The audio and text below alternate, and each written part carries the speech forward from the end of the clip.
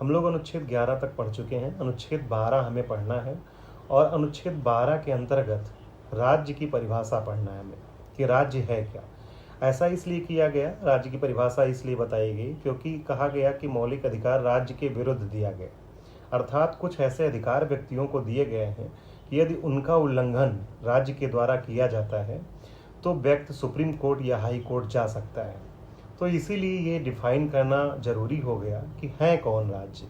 तो बताया गया अनुच्छेद 12 के अंतर्गत, आप 4 पॉइंट्स याद कर लीजिए कि जो केंद्र सरकार है और यहाँ की जो पार्लियामेंट है, जो केंद्र सरकार और वहाँ की जो संसद है, उसको राज्य माना गया। जो राज्य की सरकारें हैं और विधानमंडल है, उनको राज्य माना गया। तथा जो लोकल अथॉरिटीज़ हैं, अर्थात स्थानीय प्राधिकरण हैं, जैसे नगर निगम हुआ, पंचायतें हुई, ये सब राज्य के अंतर्गत आएंगे। और अदर अथॉरिटीज़, अब अदर अथॉरिटीज़ के अंतर्गत कौन हो जाएगा?